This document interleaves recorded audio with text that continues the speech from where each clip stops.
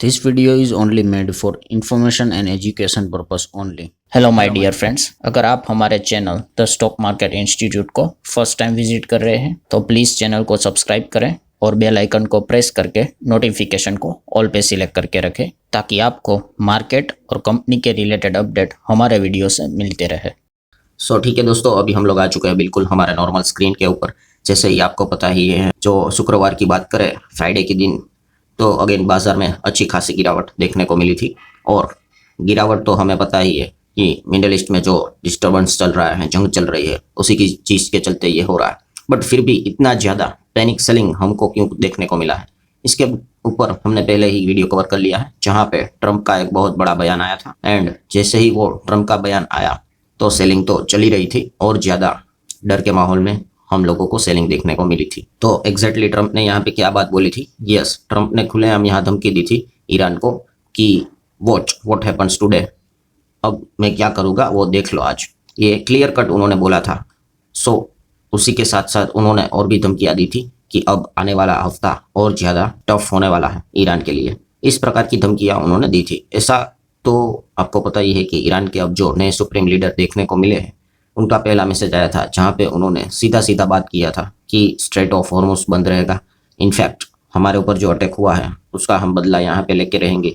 और जो भी टर्म्स की कंडीशंस है वो उन्होंने वहाँ पे नहीं मानी थी। और ऊपर से कल के दिन की बात करें, शुक्रवार, आपको पता है कि सुबह सुबह उन्होंने मल्टीपल अटैक किए थे। कहाँ पे? तो अमेरिका के जो अलग अलग बेसिस देखने को मिले हैं गल्फ कंट्रीज़ की, और जो अमेरिका का साथ देते हैं उनके ऊपर अटैक किया था। और जैसे ही ये अटैक हुए थे, फिर ये ट्रंप ने वार्निंग दी थी कि देख लो अब मैं यहाँ पे आज क्या करता हूँ।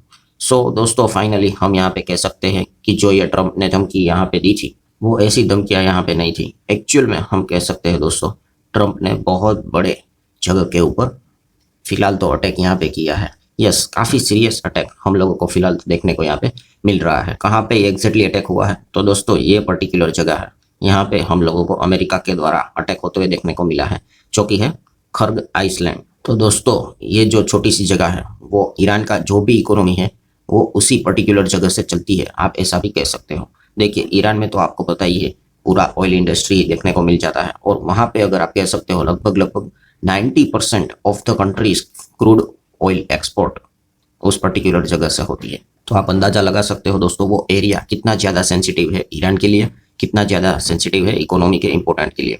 एंड अगर आप खर्ग आइसलैंड की ही बात करें तो एक्सपोर्ट कैपेसिटी आप देख सकते हो, जो टर्मिनल है वहाँ पे लगभग it can load up to 7 million barrel per day. ये पर डे की बात है दोस्तों, सालाना की बात नहीं, ना कि महीने की बात है। 7 मिलियन बैरल पर डे की बात की जा रही है।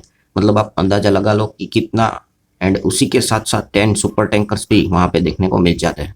मतलब इतना इंपॉर्टेंट जगह वो देखने को मिल जाती है। और स्टोरेज स्पेस की बात करें तो storage capacity, massive storage capacity है 30 मिलियन बैरल। वो पर्टिकुलर जगह कितनी सेंसिटिव है, कितनी इंपॉर्टेंट है, वो आप अंदाजा लगा सकते हो। और ईरान में जहाँ से भी ऑयल एक्सट्रैक्ट किया जाता है, ये सारी चीज़ें एक दूसरे के साथ दोस्तों कनेक्टेड है।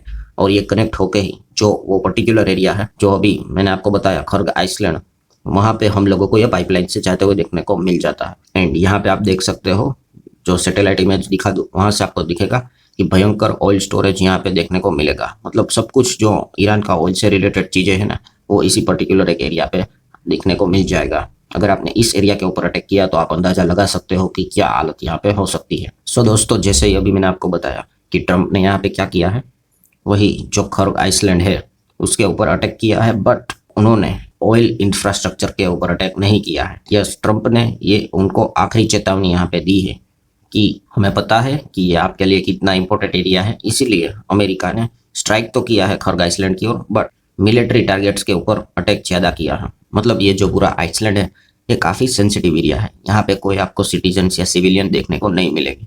ये सबसे ज़्यादा मिलिट्री कंट्रोल में ही देखने को मिल जाता है। उन्होंने यहाँ पे जो भी ऑयल से रिलेटेड चीज़ें उनको अटैक नहीं किया है। अगर मान लो यहाँ पे कोई पर्टिकुलर मिलिट्री का एरिया है, उनके ऊपर उन्होंने अटैक किया है। और उन्होंने ये चेतावनी दी है कि भाई हम कैपेबल हैं, हम चाहे तो आपके ऑयल इंफ्रा के ऊपर भी अटैक कर सकते हैं, बट फिलहाल हम लोगों ने आपको बख्श दिया है। अगर ईरान यहाँ पे रिटेलिएट करता है और हमारे ऊपर अटैक करता है तो शायद से अगला टारगेट आपके जो ऑयल स्टोरेज भी है वहाँ पे उसके ऊपर भी अटैक हो सकता है। ये चीज़ें फिलहाल तो हम लोगों को देखने को मिल चुकी। अभी इस चीज़ को लेके ईरान का क्या जवाब आया है? तो ईरान ने तो यहाँ पे साफ साफ कह दिया है कि रेडी रहो, रिटेलिएटरी स्ट्राइक आपके ऊपर भी यहाँ पे होने वाली है, क्योंकि आपने हमारा जो खर्ग आइसलैंड है उसके ऊपर अटैक किया है। और फिलहाल उन्होंने ये भी कहा कि मिडल ईस्ट की बात करें तो यूएस के भी जो ऑयल फैसिलिटीज है वहाँ पे भी हम यहाँ पे अटैक करेंगे। तो साफ साफ यहाँ पे ईरान ने भी अमेरिका को धमकी देकर रखी है। एंड अभी फिलहाल की लेटेस्ट खबर की बात करें, यूएस के जो एम्बेसी है बगदाद में, उसके ऊपर भी अटैक होते हुए देखने को यहाँ पे मिला है। तो अभी जो भी ये चीजें हुई है उसका इम्पैक्ट तो मार्केट पे पड़ेगा ही पड़ेगा। तो सबसे पहले तो दिमाग में हमारा आ जाता है कि क्रूड के ऊपर इम्पैक्ट पड़ेगा, क्योंकि ठीक है वो जो पर्टिकुलर जो खर्ग आइसलैंड है वो काफी इंपॉर्टेंट है, वो हमें पता तो चल गया, पर ऑयल फैसिलिटीज के ऊपर अटैक नहीं किया है। तो क्या इम्पैक्ट पड़ेगा? कुछ ना कुछ तो इम्पैक्ट, एक साइकोलॉजी इम्पैक्ट तो पड़ ही जाता है। ये तो एक चेतावनी हो गई, ईरान रिटेलिएट करता है तो क्या पता कल उठकर वो खर्ग आइसलैंड के ऊपर भी अटैक यहाँ पे कर दे, तो काफी ज्यादा दिक्कत हो सकती है। सो जरूर ऑयल के ऊपर डायरेक्टली ना सही बट इनडायरेक्टली एक अलग लेवल का प्रेशर जरूर जनरेट यहाँ पे हो सकता है। काफी लोग ये सोचेंगे कि ये तो देखा गया तो ये तो ईरान के ऑयल की बात हो रही है ना, और ईरान के ऑयल देखा गया तो इनके ऊपर सैंक्शंस हैं। दुनिया भर में थोड़ी ना कोई ईरान का ऑयल यहाँ पे खरीदता है। अगर ईरान का कोई दोस्तों को ऑयल खरीदता है तो वो खरीदता है चाइना। चाइना यहाँ पे अभी भी डरा हुआ है, क्योंकि आपको पता है अभी जैसे मेन कस्टमर है उनका खर्ग आइसलैंड का, वो 80 से 90% जो ऑयल जाता है वो चाइना ही परचेस करता है। तो चाइना तो सबसे ज्यादा हम कह सकते हैं पैनिक मोड में आते हुए देखने को यहाँ पे मिल चुका है, क्योंकि वहां पे अगर दिक्कत हुई तो automatically China, direct impact China को पड़ेगा। क्योंकि टॉप 3 कंट्रीज की बात करें जिनको क्रूड की रिक्वायरमेंट होती है, जिसमें हम भी आते हैं, चाइना भी आता है। सो जरूर हम यहाँ पे कह सकते हैं दोस्तों, चाइना इस चीज के चलते काफी ज्यादा डरा हुआ हम लोगों को देखने को मिल रहा है।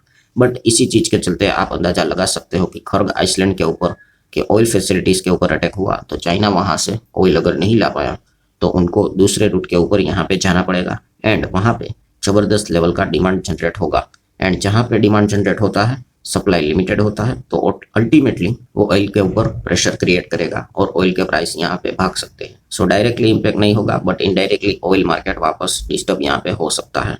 इसके पूरे पूरे चांसेस यहाँ पे बने हुए हैं। इवन तो फिलहाल तो अटैक यहाँ पे नहीं हुआ है, अगर अटैक हुआ तो फिर ऑयल तो मतलब पूछो ही मत कौन से रेंज पे यहाँ पे जा सकता है। इवन ईरान के ऊपर रिस्ट्रिक्शन होने के बावजूद, बिकॉज चाइना उनका बड़ा बायर है, और अगर वहां से चाइना की अगर बाइंग रुक गई तो वो बाकी मार्केट में आके अपनी बाइंग यहाँ पे बढ़ाने की कोशिश करेंगे एंड प्राइसेस को डिस्टर्ब यहाँ पे कर सकते हैं। अभी देख लेते हैं एग्जैक्टली आगे क्या होता है। अभी ईरान भी रिटेलिएट कर रहा है।